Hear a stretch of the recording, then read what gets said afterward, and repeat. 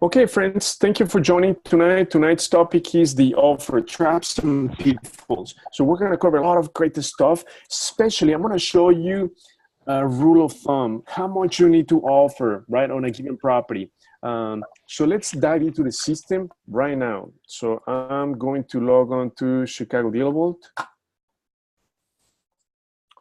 And we're going to go over some real life examples.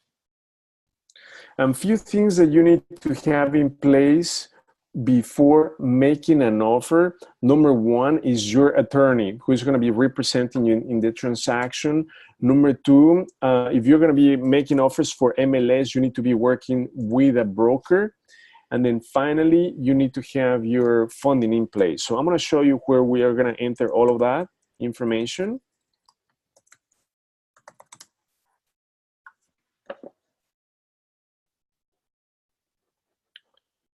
Okay, settings.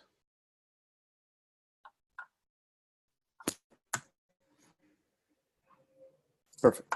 Okay, so we're going to go to settings and then user settings. Under user settings, friends, here's where you have your broker. If you are not currently working with a real estate broker, please let us know and we can refer you to the top brokers in your area. We primarily work with Frank Montrose and other brokers, Laura Falk, I believe she's on the line as well. So those are some of our preferred partners. So make sure that you have a broker because we do not want to ignore MLS properties. We focus primarily on off-market, but friends, there are some great, awesome deals also in the MLS. I'm going to show you tonight a couple of them. And then make sure that you have your funding ready. So you need to have a pre-qual letter. So here our preferred partner is Chicago Funding. So Nancy Villacorta is leading that effort with Chicago Funding. So please make sure you reach out to her. And then I'm going to show you the form that you need to fill out to make sure that you have all your funding ready. And finally, the attorney. So our preferred attorney is Gary Davidson. Okay, so here we have all that information. And then if you need their contact details, they are on their preferred partners. Okay, so we have for funding, you can go to Harmony Lenders or real estate brokers or attorneys, right? So we have them all right here. So that you can reach out to them. So this is Gary Davidson and their contact information, their email, and so forth. So make sure that you go under settings and user settings to have that filled out. Why? Because when we make an offer, that information is going to be pre-populated on the MLS contract. Okay, friends, so having said that, I want to show you some great deals that just came in the market, and right away we made a couple of offers. And then I also want to share with you some properties that we didn't make the right offer. So some of the pitfalls, some of the mistakes that we made on deals that were very profitable. And so I want to make sure that you do not make those mistakes. Okay, so we're going to be focusing on some of the great deals, right? And how we go about getting those. So, but first of all, I want to show you, I'm going to go to my favorites. There's a property that was reactivated about 2 days ago in Homewood. This is the address, 2052 Cedar Homewood, right here. So I put it in my favorites, but I just want to show you this property. So we have this area in our deal alerts. So under settings, so this is all MLS, and the reason why there are great deals that we found on the MLS that I want to make sure that you do not ignore. So under deal alerts, here we have a bunch of cities, and then we specify the property type and the range, the price range. So we're going to be hitting the MLS every 2 hours, and then we're going to be sending you alerts. So this is how we get flagged on certain deals, certain properties. So as a rule of thumb, friends, number one, we like to stay on properties that are priced less than 150,000, okay? Because that's just the sweet spot. The minute you start going over 150,000, then just the numbers are too tight. And not only that, but the holding expense it's just huge. I'm going to show you one property that we're trying to flip right now, and that is the case, right? So I'm going to show you a couple of examples, but let's take a look at this property. Okay, so first of all, Homewood. I want to show you quickly what Homewood is about, because I was not 100% familiar with it, but Homewood is a great area. Okay, so Homewood. What I typically do is just quickly, the first thing that we need to look at is the livability score. So remember, friends, we need to look for livability score over 75. Okay, so here it's 79% right here. So that means it's a great area. However, we need to be aware of train tracks and highways. Okay, so in Homewood, right here, we have a lot of train tracks. So something to keep in mind. But other than that, the crime, the population growth, it's just great. So Homewood, the income is great, above the average. Population growth, this is a stable area. And then vacancy right here, vacant housing units, it's only 7%. So anything that under 10%, it's great. As you can see, owner occupancy is 74%, which is great. Okay, so this is a bread and butter area. So this is a B area. And we recommend a flip approach. Okay, so now let's find out what the sweet spot to buy is a single family home in Homewood. So detached, we're gonna be looking at the detached, which is the last column right here to the right. Okay, so sweet spot to buy a single family home is under 145,000, okay? And they're gonna stay in the market for about 3 months.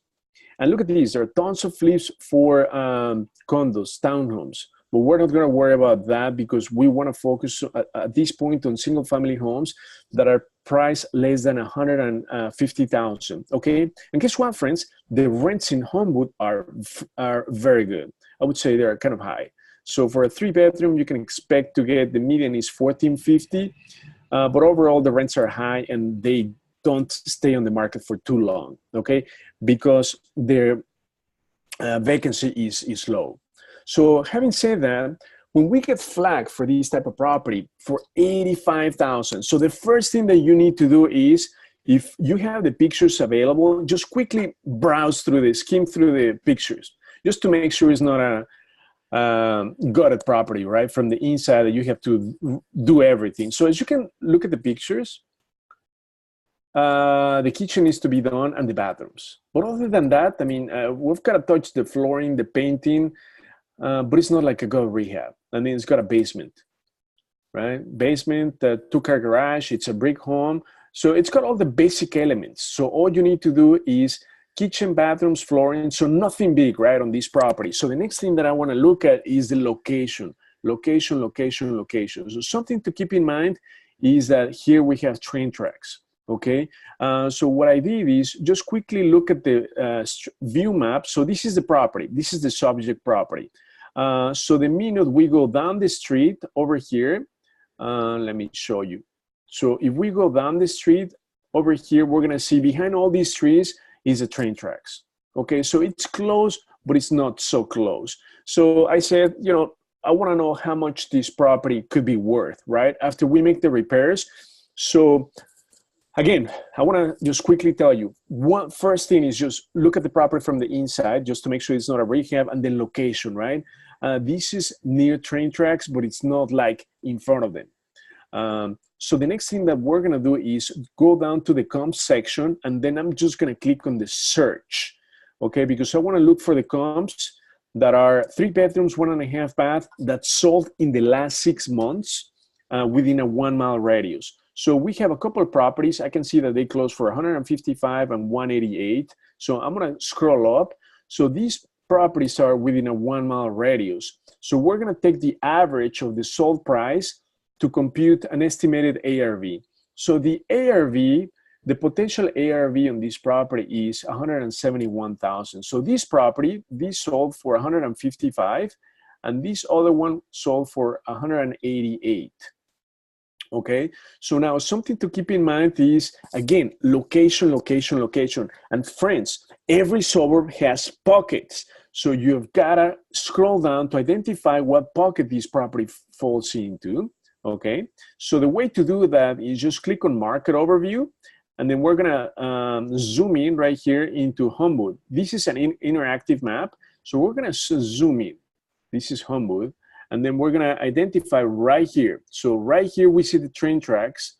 And then if we scroll up, the major intersection right here is 171st Street, okay? 175th Street. So I will identify those streets right here. So, okay, so 175th Street, right there. So the property, it is south. It is south. This is 175th, so it's south of 175th, and then it's west of the train tracks. So the train tracks are right here. So look at this. I'm gonna hover over this neighborhood. So the median listing price is on this side is 64, but the minute you go to the right, okay, it jumps like 135, right? So the minute you go east of the train tracks, the neighborhood is more expensive. As you can see, the median listing price is 120. Okay, so this property, after doing the comps, pulling the comps, this could easily be worth, maybe not 170,000, but you see this property sold for 155,000. So easily, this could be worth between 150 to maybe 160. On the east side of the train tracks, they will go for more. So I don't think we're gonna be able to get nowhere near 180, but at least a good 160 on the west side of the train tracks. Okay, 160. The property is sold for, it's listed for 85,000, and this is a bank-owned property. So the next step is, well, how much am I going to offer for this property? So you need to make sure, this is as a rule of thumb, I'm going to give you a shortcut, okay, very powerful shortcut. I'm going to pull up the calculator. We have two calculators, right? The flip and the rental calculator. But before I go into the details of these calculators, I want to make sure that it's worth my time. So I need to make sure that in less than 5 seconds, it's worth my time to analyze a flip and a rental. Because let me tell you something, friends. If we're able to make the flip work, guess what? The rental will consequently work, okay? So keep that in mind. Make sure you make a note of that. When you analyze a deal, you've got to analyze the flip approach first and then the rental. Because guess what? If you do the rental approach, even though you're going to buy and hold the property, okay, the flip may not work. And as a successful investor, you want to make sure that you're able to take both exit strategies successfully, that you're able to do a flip or a buy and hold on the property. Okay, that is so crucial, friends, because if you change your mind or for whatever reason, you've got to make sure that you're able to exit in either one of those two, flip and rental. So make sure that you do the flip approach first. Before I dive into the details of the calculator, let me show you how quickly we're going to analyze this flip just in less than 5 seconds. So the way that I do it is I'm going to pull up my calculator on the screen. So this property I know could be worth at least 160,000. Okay, so 160,000 times, this is the rule of thumb, 70%. So 0.70%. Okay, so that is 112,000. Okay, why the 70%? I'm going to tell you why the 70%. 10% is for selling expenses. So that's going to be the closing cost, the carrying cost, the commissions. So that's going to account for about an average between 8 to 10%. So I'm going to just give it a 10%. And then the rest, 20%, it's our profit. Okay, so you should always aim for a 20% profit. So what that means is that if you're gonna buy a property for 100,000, you need to make at least 20,000, okay, as a rule of thumb. Therefore, just multiply the ARV times 0.70%, okay? So I get 112, and then the next step is to calculate the rehab amount, okay? So because we need to subtract the rehab amount from the 112,000. So the first thing that I look at is the square footage on the property. So the square footage is about 1,800, okay? So what I'm gonna do is, just keep that number in mind, right? 112. So now I'm gonna take the square footage, 1,800, And then if you're gonna do, we have a range that we give you for the rehab. It's right here between 22,000 to 33,000. And that is based on the square footage of the property, the number of bedrooms, but you need to understand the numbers, right? So what you need to do is, if you're gonna do a buy and hold, so sort of like a rental rehab, it's gonna be on the low end. It's gonna be a lighter rehab. So take into account between $15 to $20 per square feet, okay? Make a note of that, between $15 to $20 per square foot. And then if you're gonna do a flip, it's gonna be on the high end. So you're gonna be spending between $25 to $30 on the rehab. And I'm talking about a B area, right? So if you go to an A area like Glencoe, Wilmette, and so forth, obviously the square footage price is gonna go beyond $30, okay? But I'm just talking generics on B areas because we wanna focus on B areas, the bread and butter, right? So in this case, we wanna do a flips analysis. So I'm gonna multiply 1,800 times $25. So that's about 45,000, okay? So what I'm gonna do is I will subtract 112 minus 45, okay? So we should be making an offer on this property of about 70,000, but I'm gonna show you something really cool. The $25 to $30, it's sort of like a go rehab amount, right? But as you can see, the pictures of the property, all you need to do is refinish the flooring, paint, and then kitchen and baths. So the number that we typically use for the flip is about less than 25, between 20 and 25, okay, because of the condition of the property. If the condition was really poor, you have got to go for at least between $25 to $30 per square foot. But if the condition is fairly decent, you just need to do kitchen, baths, painting, and flooring, then you can safely do the 20 to 25. So what I did is I take the average, so I do 22. So let me show you what I do. So 1,800 times $22. So it doesn't change much, but it's about 40,000. So let's just give it a 40,000. Okay, so now we're gonna take the 112 minus 40,000. So that is my maxed allowed offer. So we cannot offer more than 75,000 on this property. That's simple. But if we can get it on the contract for 75,000, then it's a great deal. Okay, and in fact, that's what I did. So I called the agent. So the way that I did it is, you click on the details. His name is Robert, right here. So Robert, I say, Robert, where do we need to be to put it together? Because, you know, this property fell through the cracks because it got reactivated. And he said, Hugo, I mean, it's going to need to be very close to asking price. So he said, I said, well, I ran my numbers and I cannot offer you anything near the 80s, you know, but I'm going to submit an offer for 75,000. So he said, go for it. So we submitted the offer right away. But again, the exercise that I wanted to show you is how quickly we're going to be able to come up with the rehab amount and how much to offer. So I knew from a fact that we could not go beyond 75,000. When we go to the flip calculator, this is going to tell you to the penny, right? How much you're going to be making on the profit and so forth. But we're going to be aiming for a 20% profit on every single deal.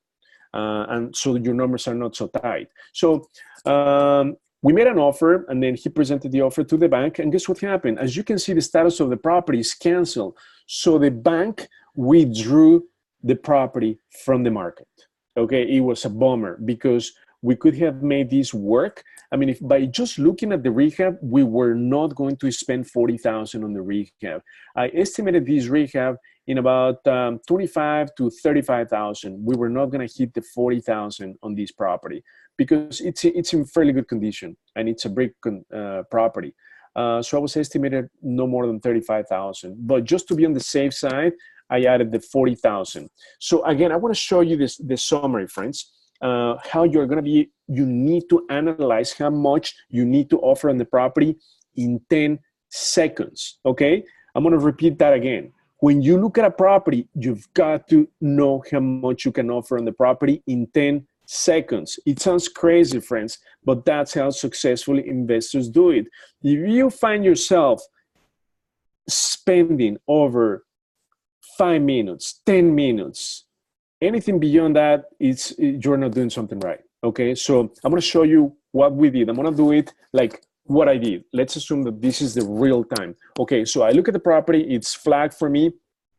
I look at the location, right? Location is important. So I'm going to be cognizant of the proximity to the train tracks, but I just want to know how much this property is worth. So I'm going to start ticking the clock. So here I click on search. I want to see, okay, so then I see two comps. I quickly look at the ARV, 171,000. So I'm going to pull up my calculator. I'm going to say 171,000 times 70% minus the rehab. Just by looking at the pictures on this size property, I know we're not going to hit the 40,000. So what I did is we're going to go 35,000. So 35,000. So I said to myself, we cannot go beyond 85,000. So, but I need to have the oops factor in there. So I said, I want to have a cushion of 10,000. So I cannot offer more than 75,000. You see how quickly it took us 10 seconds to know how much we can offer on this property. And guess what, friends? If we can make this flip work at 75,000, guess what the rental is going to look like? The rental is going to look awesome. Okay, but we're going to go into more of the details of the flip and rental calculator in just a second. I just want to continue with the process that I want to show you. So I said, I'm going to make an offer right off the bat. So I said, I'm going to offer them 75,000, 1,500 earnest money. We're going to default the address, the closing date. You can safely close in 3 to 4 weeks.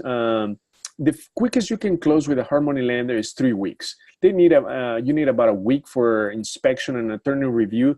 You need another week for the appraisal in a rush. And then, well, the lender puts all the docs together, and then you do the scope of work, another week. So give and take 3 to 4 weeks. So we're going to do April 19th for the closing. So that's 4 weeks. And then it's not going to be a cash transaction. So we never check that because OPM, right? Other people's money. You always want to use other people's money. So never do a cash transaction. As is value for sure. You know, we're going to be responsible of all the violations, all the work. So we're going to take it as is. Dual agency, not needed. That means that if you're not a broker, if you want to get the deal, you can ask the agent to represent you, right? Because that's going to incentivize the agent to give you the deal.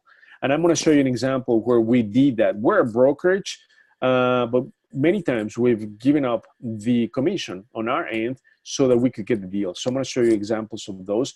That's all you need. So, and then down here for the mortgage contingency, typically when you're dealing with the banks, tax proration is 100%. So what this means is taxes are paid in arrears. So if you were buying from a conventional seller, you will typically do 105. So what that means is that since you're going to be paying the taxes in arrears, taxes go up, right, on a yearly basis. So you want to account for any potential tax increases. So that is why you're giving yourself a 5% cushion, right, for tax increases. But when you're dealing with the banks, they won't take an increase. They're going to prorate that 100%.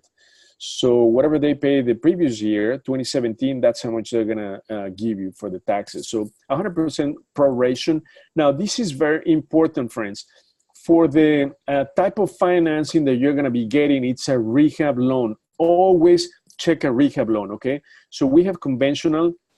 You never want to do a conventional when you buy a property because you want to use a conventional lender like Homebridge, Guarantee Rate, when you're refinancing on the back end. But when you buy the property, you're going to need to do work on it, right? As you saw, this property doesn't even have any appliances, so it would not qualify under a conventional lender, right? Like Homebridge. Homebridge is our preferred conventional lender, so you always need to check off rehab, okay? And then the loan to value. So how much are you going to borrow from the bank? So are you going to put, if you're going to put 10% down, that means that you're getting an 80% loan. So most hard money lenders want you to have skin in the game. So they're going to ask you to put between 10 to 20% down, okay? So for this case, let's say put 80%. And then down below, here we have all the disclosures. So I like to say, you know, we have not received any of the disclosures, right? Because I want to make sure they give us all the disclosures once we make them an offer. So everything is defaulted to no, that we have not received them. So leave them as is. And down below, this is your the broker that you're utilizing, right, for the transaction. It's an MLS transaction. If you're doing dual agency, obviously you don't need to fill this out because the listing agent is going to represent you in the transaction. Here you have your loan officer information. So we default these to Chicago Funding. And finally, your buyer. So we always use Gary Davidson. Okay, so all we need to do is submit offer. Boom, right? So this is it's going to have your company name. That's the property address. We're going to be offering $75,000, $1,500 for the earnest money. And then we have a rehab loan, 80% loan to value. So we're going to be putting 20% down. But this is what you need. Even if it's a hard money lender that they're giving you the cash, it's a rehab loan, friends, okay? And it's not conventional. It's just a rehab loan, period. So don't change that. And then the contract will have your initials on every single page. And then remember that we said as is. So towards the end of the contract, we're gonna put your initials on their as is. As is condition line 484 is gonna have your initials right here. Because when you're dealing with distressed properties, distressed owners, the banks, they won't do anything to the property. It's just as is. So you've got to make sure that you initial those. And then finally, the last page is going to have the same information that we provided, the owner, the lender, the mortgage, your broker, and then the listing agent information. So it is that simple, friends. So going back to that particular property, I was able to analyze it in less than a minute. Right? Looking at the location, looking at the market overview. That took me less than a minute. Then pulling up my calculator, I said, it's worth making an offer. We cannot make an offer for over 75,000, period. So it took me literally maybe a minute and a half to determine how much to offer for the property, to identify this is a good deal in a great location, in a great neighborhood, in which the rents are high, okay? So now if I show you the details, this will just enforce what I show you. So here you can go into more of the details. So how much are we going to be able to sell the property? I estimated like 165,000, 1, 2, 3. The rehab, we're going to go on 35,000, 1, 2, 3. Holding time, 4 months. Closing costs or sales costs, this is a percentage, 2% of the ARV. And then the commission, right? If when we sell the property, we're going to need to pay at least a 5% commission. Then utilities, we're going to pay utilities when we hold the property. So maybe 150 a month. Insurance is going to be 80 or 90. And then taxes are kind of high, so don't change those because they're coming from the MLS. And then we're buying the property for no more than 75,000. 1, 2, 3. And then 20% down, calculate. So here the profit is 43,000 potentially, right? 43,000. So now let's do the math.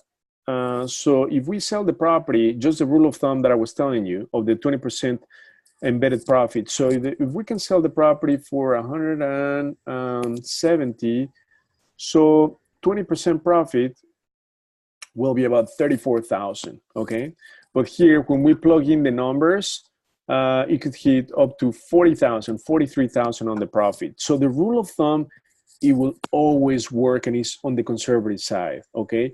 When you run that rule of thumb formula, when you come to the details of the flip calculator, it will just reinforce what I show you in like 10 seconds. And then obviously, if we do the rental calculator, it's just gonna work for sure. Once you have a successful flip approach, why will this always work? Because a buy and hold approach is a long term, right? So you can afford even to pay more for the property because in the long run, the property is gonna go up in value. you're going to have more equity in the property. And not only that, but the tenant is going to be paying everything, all the expenses for you. So the return is sort of infinite. So if we just run the numbers very fast, right? So we tell you how much you're going to be getting in rent, and then utilities are paid by the tenant. Maintenance, maybe let's say $100 a month. Management fee, we're going to manage that house. Insurance, let's say you're going to pay 90. Taxes, we leave them alone. We're buying this property for 75, 1, 2, 3. Rehab on the rental is going to be on the low end, but I'm going to be conservative, 27,500, okay, for the rehab, and then calculate. So we're going to be cash flowing 500. Friends, that's just what I told you. If you make the flip analysis work, by default, the rental will work. Okay, it is just that simple. It's just how it works. So that is how you should be analyzing the deals. I mean, friends, I'm talking seconds. When you look at a property, you have less than 30 seconds, okay, to come up with the analysis. So let me show you another. Let's just, having said that, let me show you other examples. I want to show you this property. Well, I'll show you that one last. I want to show you, let me look for it. It's 4722 South Kedville. Okay. Okay, this property, when it came, it was flagged by ChicagoDealVault. Okay, so I saw this property for 120,000, right? I was like, whoa, this is in a near Midway, but I know that's a hot area. So let me show you. Let's just apply the rule of thumb, right? So first of all, I look at the property, the location. So is it near busy streets or water, rivers? Okay, because remember, location, location, location, no. So it's okay. Then the next step is I want to pull the comps, right? So just scroll down to the comps, see how fast we're going to do this analysis, okay? So I just click on search and boom. So we have two properties, 192, 225. So the potential ARV on this property is 208, okay, 208, and it's for sale for 120. This is a brick bungalow, 2-car garage. So you see the spread, but I knew this property, this is a hot area. So this could sell, I was thinking, my estimate was between 215 to 220. So 100,000 less, okay? So this doesn't have many pictures. So at this point, the next thing that you need to do is call the agent. So I called, and we happen to know Ryan Smith, okay? So I said, hey, Ryan, what's the condition of the property? And he said, well, Hugh, it needs some work, as you may imagine. I said, how much do you estimate on the rehab? He said, well, maybe about, brokers don't even know the details, but some of them are going to give like really close numbers. You did? Okay, so he said, Hugh, it's going to be about 20,000. So it's not a good rehab. So that's all I needed to know, right? I needed to know, since we don't see the pictures from the inside, I just wanted to know it was not a good rehab. So the next thing that I'm going to do is look at the square footage of the property and then do the same thing that we did. So let me just pull the calculator very quickly. So I'm going to do 220. That's what I believe is worth, times 70%. Okay, 154. So now let's do the rehab. This is about 1,200. So 1,200 square feet times the square footage. So again, on this neighborhood, I will do $20 for a flip. So it'll be 24,000. So it was 154 minus 24,000. So the most we can offer for this property is 130,000, and we can make it work, right? So when I was on the phone with Ryan, I just did that. Like, I'm on the phone with Ryan and I'm doing the numbers like right now as we speak. So I said to Ryan, okay, Ryan, so what does it take to put it together? And he said, Hugo, we have multiple offers. So as you know, make your best and final offer. I said, okay, Ryan, we want the deal. What would it take?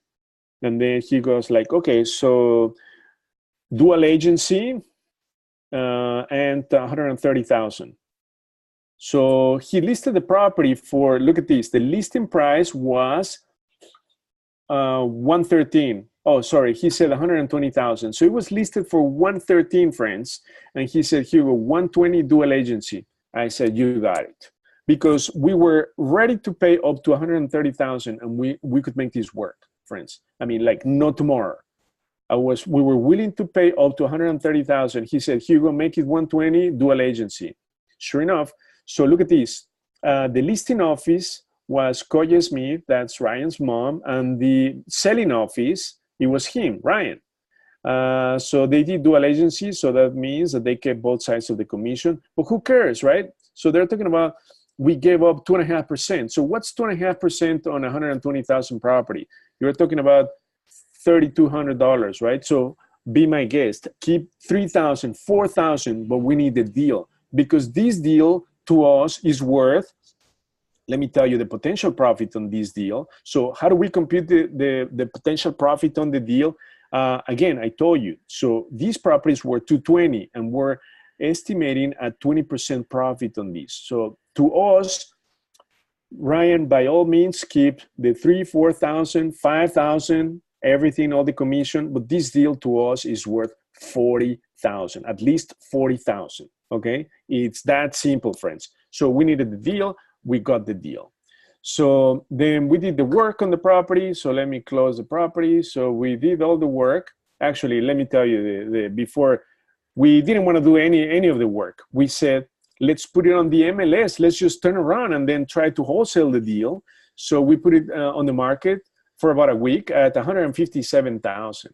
But then, I was thinking, you know what? I told Frida, it doesn't need much work. It's about 30, 35,000 in work. Let's just do the work and sell the sucker for top dollars. So sure enough, because the rehab took about 6 weeks, right? 4 to 6 weeks, if I'm not mistaken. So sure enough, we did the rehab and then we sold the property for 230. So if you view the details, the rehab, let me show you the pictures. I mean, we did the kitchen. We finished the flooring. We painted the property. The bathrooms, we didn't touch the bathroom. Here we did. This one we replaced the vanity. We didn't do anything on the shower. This one, yeah, we did the shower and then the vanity. So just nothing big, friends. So we spent about 35,000 on the property. So we did the flooring, the painting. Other than that, we didn't touch the windows or the roof, nothing in the basement.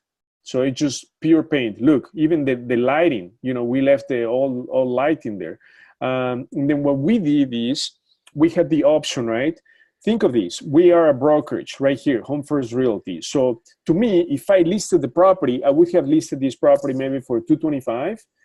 But I said to myself, okay, let's use our preferred partners, right? So what I did is I used Frank Montrose as the listing agent. Because I knew he could get us top dollars. And sure enough, he listed the property. Let's look at the numbers. He listed the property for 249, friends, and he got us 230. I didn't think for sure I was not going to list the property for 249, but Frank knew the market. And look at this, it sold in 22 days. So we sold it for 230. Does that make sense, friends? So you've got to do the numbers just the way I show you, the rule of thumb. It works amazing, okay? Because once you get the flip numbers to work and get that property in the contract, it's just going to work. So what is the lesson here, friends? The lesson, let me go back to the listing here. Let's go back to the original listing. So the lesson here is ordinary investors will not get this deal. I'm going to tell you why. Because unfortunately, we have the fame of giving ball offers, right? So somebody's going to say, oh, it's listed for 120,000. I'm going to offer, it's an REO. I'm going to offer 100,000. I'm going to offer 110,000, right? They just want to negotiate without understanding the numbers. So what's happening is that they're shooting themselves in the foot, right? Because when the bank, the asset manager doesn't want to play games, right? They just need to sell the property. And then you're lowballing them, they will not work with you. I mean, they're going to put your first offer aside. Even if you resubmit the highest and best, they might not even take a look at it, right? So friends, you've got to do the numbers, because in the MLS, even if they're listed for 120, it's okay to offer above asking price if the numbers are right, because here this property was listed for so low, okay? It was listed for so low that you can afford to offer more. Even if you were to, I mean, this was offered for 113,000, but you could safely offer 130,000 for this property, okay? In the system, here we give you that the suggested offer shouldn't be more than 120, but by the rule of thumb that I show you, we could safely, I could put my hand on fire that we would make money, at least 40,000, even if we paid 130,000, right? And then we analyze the deal in less than a minute. That's, I mean, it is just that simple, friends. Use the rule of thumbs that I show you to analyze the deals. And then I'm gonna show you another property that, because we're trying to do flips right now, and then we lost this deal, and I will show you, it's on Deerfield. The location was just incredible for this property. Where is this property? It's on, so I'm going in my favorites, Deerfield, Pine, Kenton. Let me see if I have the offer right here. Desktop.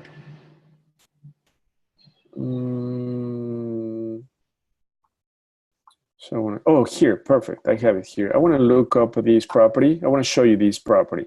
So 1039 Kenton, okay? This is in Deerfield.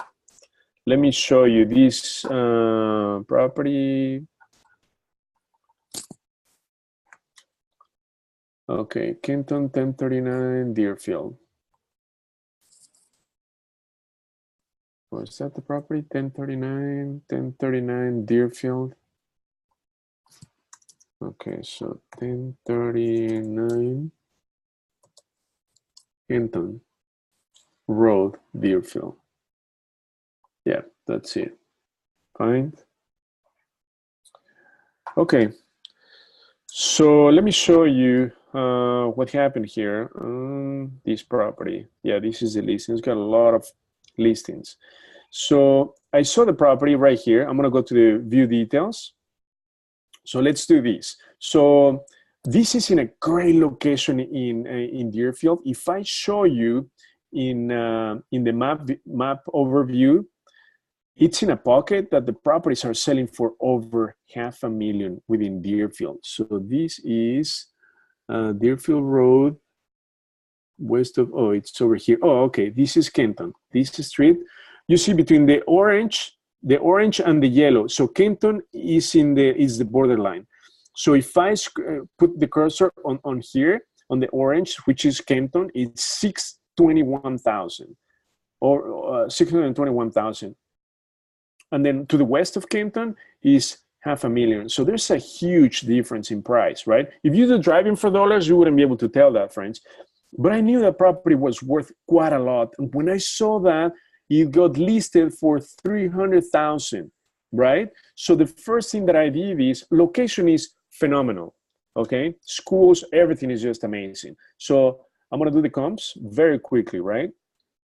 But what I wanted to see is, I was gonna go back up to, it's okay to go up to 12 months, friends.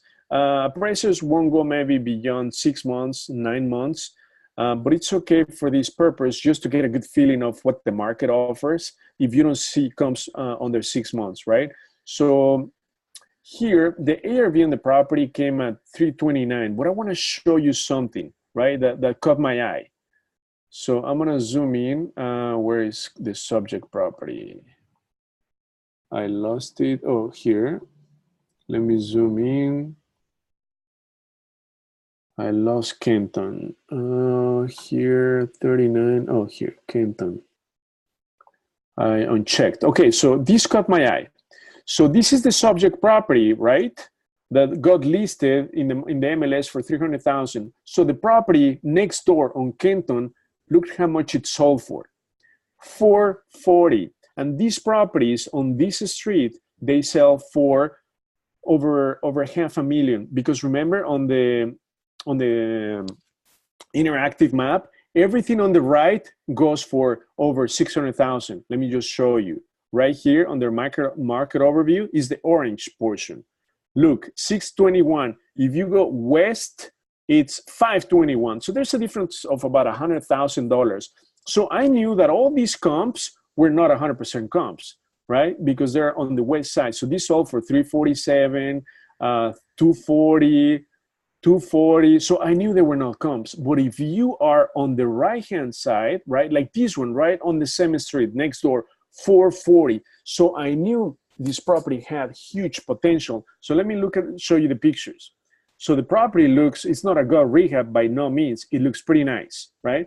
Maybe not even paint, right? Maybe one thing that I didn't like was the bathroom. Maybe redo some of the bathroom, like, you know, black bathtub looked ugly. But other than that, look at the basement. I mean, it was just beautiful, right? So the offer that I made on this deal, let me show you. So if I made the offer for 315, okay? Obviously, we didn't get accepted, but let me show you how I came up to that offer, which I believe I made a mistake. So let me show you. So this, I knew this property could be worth 440 because let me show you something really cool. Look at the first picture. Let me show you the facade. So it's a brick home, right? Now let me show you the comp. Let's look at the pictures for the comp that sold for 440. It's the same identical property. Look at this. This is brick, and guess what? This is siding, friends. The blue house, the ugly blue house, this sold for 440, and it's siding. And look at the pictures from the inside. I mean, it's nice. It's staged. Actually, it's not a stage. It's somebody's living there, but it's just nothing big, right? Look at the bathrooms. They're like not like updated. So I knew we could sell that property for at least 450 easily because this is siding, right?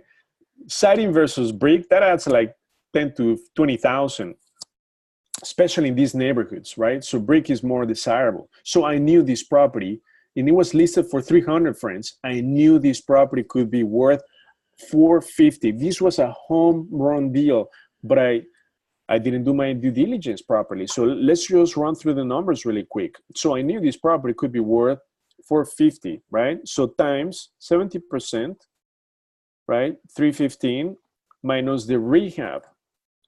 So the rehab, I estimated maybe 15,000 minus 15,000.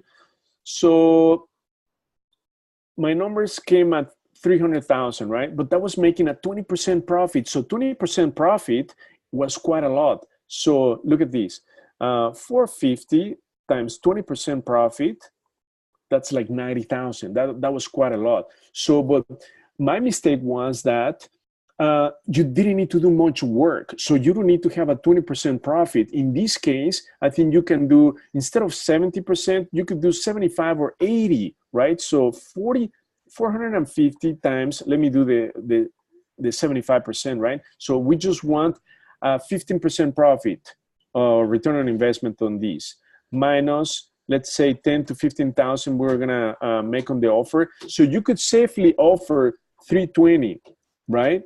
On this deal, I offered 315, but we lost the deal for somebody who offered 330. Okay, so even at the 330, you're gonna be making money, right, on the flip.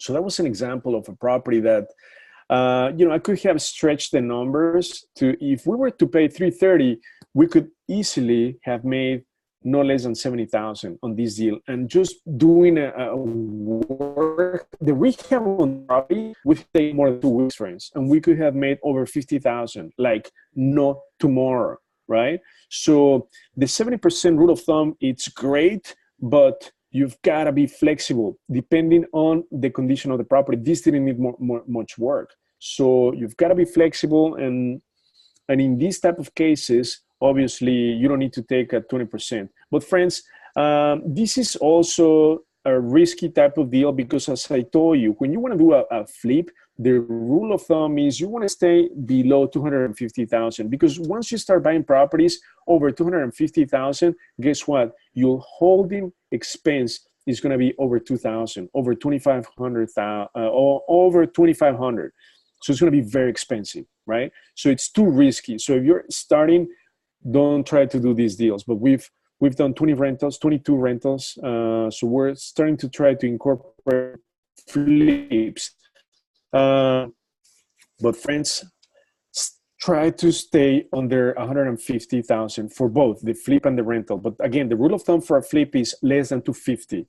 But my recommendation is do few flips below 150 purchase price. Once you feel comfortable with them, then you can start to do these type of deals, right? Because if they sit on the market, you're going to be hit quite hard, right? With the carrying cost of over 2,000.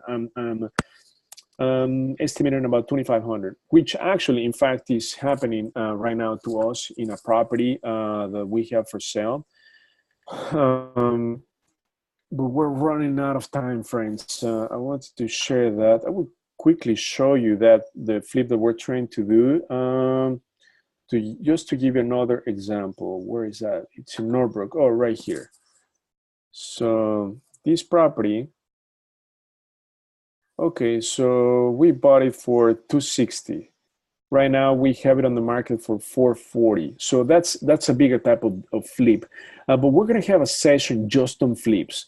And then I'm gonna talk about the mistakes we've made on these type of properties or these type of flips that I wouldn't want you to make, okay? But friends, we're running out of time. I just wanted to show you the rule of thumb, right? That how you should be able to analyze deals in less than 30 seconds, right? So, but stay away from these type of properties. But I just wanted to give an example, right?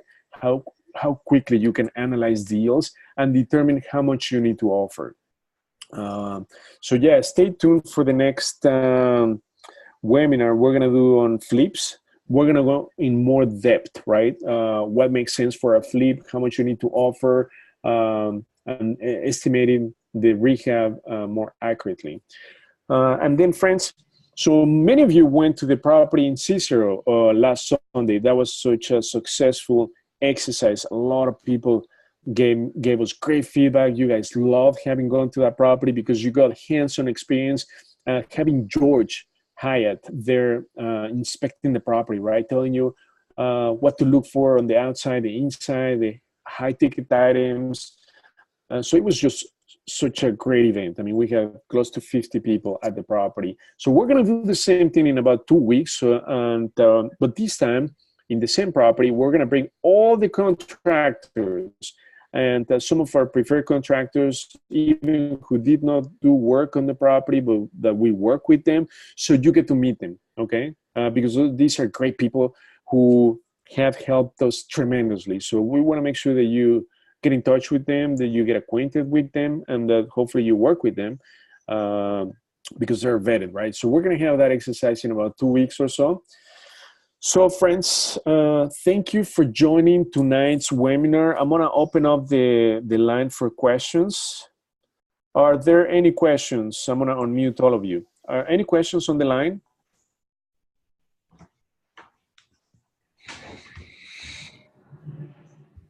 Or you can send them via the chat. Either way, we'll take questions. Okay, so I see one question. How many deals are you doing a week? Okay, so the question is how many deals we're doing a week. We're probably trying to pursue one deal a month. Right now, we have 2 properties for sale, and then we're doing one flip right now, the rehab on Cicero that you guys went to see. But the question is how many offers you're making on a daily basis. So we try to make a couple of offers on a daily basis. So that's what's going to get you the deal. So friends, you've got to be making offers, okay, on a daily basis. So I show you how easy it is to make an offer, and even in the MLS, there's still awesome deals. Any other questions? There's another question. Do you only buy brick homes? So no, the property in Cicero, it's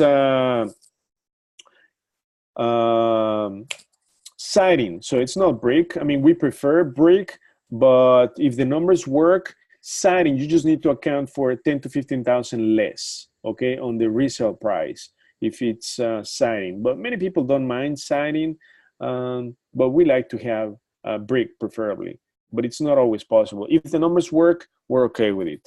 Any other questions, friends? Yeah, I got a question. Yes. I was looking at some houses in Flossmoor Yes. that were my my deal alerts, Yes. and there happened to be there were two houses that were around 23,000 and 25,000 square feet. Okay. And my question is that they were all frames, but the houses in the area were all bricks. Is it good to go after a frame house that's got a bunch of brick houses? Okay, so the question is, if your property is surrounded by brick homes and yours is siding, is that a good option? Yes, by all means, because you know that's called in real estate aggregation. So what's going to happen is that your neighbors are going to add value to your home, believe it or not. So, and not only that, but you're going to have demand for your property because you're going to be able to sell the property for cheaper than the brick homes. So that's also going to be an incentive for buyers, right, to get into that neighborhood. But let me tell you, the two things that you need to watch out in Flossmoor is taxes are very high, right? So taxes can kill your deal, number one. Number two, we try to stay away from homes that have over 2,000 square feet because guess what? Your rehab amount could be very, very high. So let me just give you the numbers. If the property it has 2,500 square feet times, let me see, maybe $24. So you're looking at a rehab of 60,000. So that's quite a lot. To tell you the truth, we want to stay or do rehabs of less than 50,000. Ideally, our sweet spot is 35 to 45. Anything over 50,000 is going to take you up to 2 months, and then the resources that you need are greater, and you pretty much need to touch everything on the property. So when the rehab is over 50,000, so we try to stay away from properties like we call them shoe boxes, right? Over 2,000, it's just too much. And then the holding expense is going to be greater on these type of properties. And not only that, but they tend to stay in the market for a lot longer. In Flossmoor, why? Because of the taxes. They're so high that that they stay in the market for even 4 to 6 months. So that's one of the drawbacks in going to those areas. So make sure before you invest, make sure that you look at the area analysis report. So just pull up the area, right? Like, let me just quickly show you Flossmoor. In here, you won't see the taxes, but at least you're gonna see how long they stay in the market. Let me just quickly go. First of all, yeah, so the income is good. Population is stable. I want to see how long they stay in the market. Yeah, you see, they stay in the market for 163 days. So that's 4 months. 4 months of holding expense, right? And then if you're going to spend 60,000, right, on your rehab up to 50,000, I mean, 60,000, can you imagine your holding expenses on that property? I mean, the money you're going to be paying, the interest, the current cost, because just the market time is 4 months, right? Think of this, market time is 4 months, but the rehab, to do a rehab on a 2,000 square feet property, it's going to take at least 2 months, 2.5 months. So 2.5 months plus 4 months of market time, you're looking at about 6 months, right? So, and look at the property prices, right? They're not that great. So just be aware of it. And I know Flossmoor has high taxes, right? So that can kill the numbers because guess what? The numbers may work for a flip in Flossmoor, but the rental may not work, right? Here because of the taxes. So the rents, look at the rents, they're not that, yeah, they're sort of high, but they stay in the market for about 2 months. So taxes can kill your deals in these type of neighborhoods. So as you know, as a recommendation, try to stay away from areas where the market time is over 4 months and the shoe boxes are greater than 2,500 square feet. Any other questions? Oh, how much does the lawyer cost? So Gary Davidson is about 500 for the closing. So we can also use other broker. Yeah, you can use any broker, right? So we use Frank Montrose. You can use Laura Falk as a preferred partner. But if you're a broker, by all means, you can use your own license. I'm gonna unmute everyone. Are there any other questions on the line? Hi, Hugo, can you hear me? Yeah, I hear you. Yeah, do you like if you go to the rental analysis? Yes. You know, there's a yield, right? What are your target are, or what is our minimum criteria? You know. Oh, okay. So for the rental, well, the question is, what are we looking for on the rental? We are looking for a positive cash flow of at least $400 and up. So if the property cash flows 400 and up, it's a great deal. Okay. Yeah. You're not looking at the yield. No, we're looking at the positive cash flow. Okay. Yeah, that is just crucial. Yeah. Any other questions, friends? Hugo, Hey, Yes. can you hear me? Yeah, I hear you. Okay, on a pre-foreclosure, if it's been filed, but the actual date, I don't know what the actual date is Okay. that they're going to go to foreclosure. What would be the best way to go about that? I mean, do I wait till I know when the date is, or should I just do a mailing right now to them? Oh, okay. So you know of somebody who will go eventually in foreclosure? Is that the case? Yes. Not, oh, okay. Oh no. By all means, reach out to them. The sooner the better. Because once it goes into the pre-foreclosure, we're gonna have them in the system, and then when it hits the system, I mean, it's technically those are properties not technically for sale, but if you can reach out to them sooner, that'll be awesome. Because once we have it in the system, then other people can look at those properties. Well, no, it is in the system. It's in your system. Oh, okay. So yeah, I mean, the sooner you can reach out to them, the better.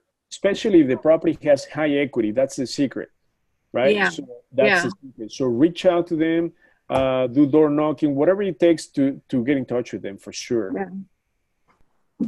Okay. Yes, for sure. Hey, Hugo. Yes. Yeah, another question, you know, for those like foreclosed property or you got from the auction one, like if it's occupied, is it okay to knock on the door and check on them? Yeah, no, you know, we try to stay away from that because those are owners who are on their financial distress. They know they're losing their property and they are in sort of denial, right? Denial stage. So they will probably not want to talk to you.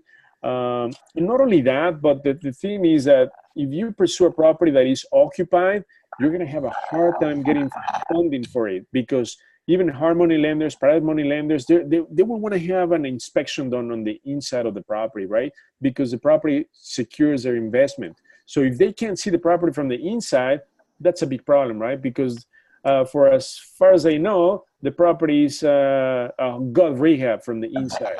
So, and even if you get it funded, then you have to deal with the headache of evicting the tenant, right? So that is why, you know, we like to keep it simple. There are tons of vacant properties. So try to focus on properties that are vacant. But by all means, knock on the door, right? Because the tenant may want to just leave, right? And then negotiate a deal, like a relocation package, so that you can buy the property from them and they move out of the property. Thank you. No problem. Any other questions, friends? Awesome. Do we have master's students on the line? I believe we do. Yes. Yeah, awesome. So A quick question. We're going to have an event on Sunday. You guys get the invite, all of you, all master's students. Okay, thank you. Yeah, it's this coming Sunday in Oakbrook, 1 p.m. Make sure that you are there. It's going to be extremely powerful. So make sure you come to that in Oakbrook. What is this? Okay, friends. Awesome. Perfect. So, friends, thank you for joining tonight. And stay tuned for the next upcoming masterminds and workshops and meeting our contractors. That's going to be extremely powerful. So thank you, friends, for joining tonight. Have a great evening, and we'll talk soon. Thank you. Yes, another question? Yes, go ahead. No, thank you. Another question. I have a small question. Yes, Paresh. You know that I have one property in a mind, but that doesn't have a functional kitchen or functional bathroom. So do you know any lender who can lend on that? Yeah, of course. It's just a rehab loan. Yeah, like the pictures that I show you in some of the properties, they don't even have a kitchen. I mean, they remove all the appliances. So you need a rehab loan. Can you suggest me anybody who can do that? Yeah, of course. I mean, you're a mastery, right, Paresh? So make sure you come on Sunday at 1 p.m. And then we're going to have Nancy there because she does the rehab loans from Chicago Funding. So it's going to be very powerful. And then I'm going to talk about freedom funding strategies. That's going to be super powerful. So yeah, we're going to give you some names. Make sure you come on Sunday, 1 p.m. in Oakbrook. Okay. Awesome. Okay, friends, thank you for joining tonight, and I look forward to seeing you on Sunday or the next mastermind. Thank you, and have a great night. Thank you, Hugo. Thank you, everyone. Thank you.